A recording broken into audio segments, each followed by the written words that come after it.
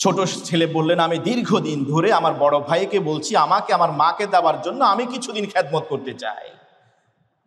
তাছাড়াও কারণ হিসেবে উপস্থাপন করলে আমার ভাইয়েরও বয়স হয়েছে, মায়ের ঠিক মতো দেখভাল আর সামনে করতে পারবেন না, আমি তো এখনো বয়স কম, আমি তার চেয়ে ভালো অবস্থানে আছি, আমাকে আল্লাহ তাআলা আরো বেশি সম্পদ দিয়েছেন, আমি মায়ের খেদমত করতে চাই, কিন্তু আমার ভাই আমাকে সেই সুযোগ দিচ্ছেন না।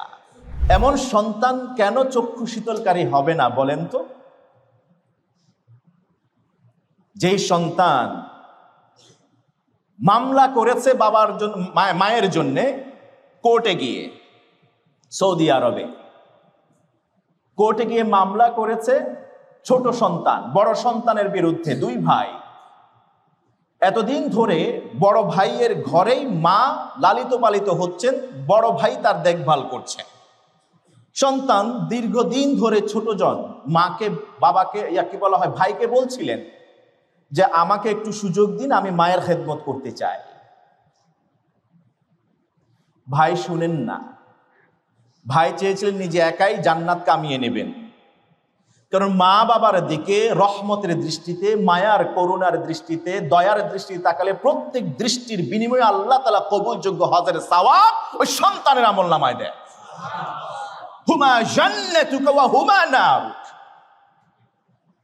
মা বাবা তো তারা জান্নাত, তারাই জাহান্নাম। মা বাবা জান্নাতের মাঝখানের দরজা, যে ওই জান্নাতে মাঝখানের দরজা দিয়ে ভাব গাম্ভীর্যের সাথে, শৌর্যের সাথে, বীর্যের সাথে যেতে চায়, সেজন্য ওই মাঝখানের দরজাটার হেফাজত করে, দরজাটার যত্ন নেন। বড় ছেলে ভেবেছিলেন একাই জান্নাত কামিয়ে নেবেন, তিনি রাজি হলেন না। ছোট ছেলে বাধ্য হয়ে মামলা করলেন। যথারীতি কোর্ট বসলো, জাজ বসলেন বিচার করবার জন্যে, ডাকালেন মাকে, শুনলেন দুইজনের বাদী বিবাদীর কথা।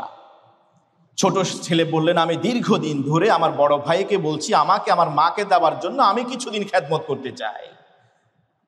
তাছাড়াও কারণ হিসেবে উপস্থাপন করলে আমার ভাইয়েরও বয়স হয়েছে, মায়ের ঠিক মতো দেখভাল আর সামনে করতে পারবেন না, আমি তো এখনো বয়স কম, আমি তার চেয়ে ভালো অবস্থানে আছি, আমাকে আল্লাহ তাআলা আরো বেশি সম্পদ দিয়েছেন, আমি মায়ের খেদমত করতে চাই, কিন্তু আমার ভাই আমাকে সেই সুযোগ দিচ্ছেন না।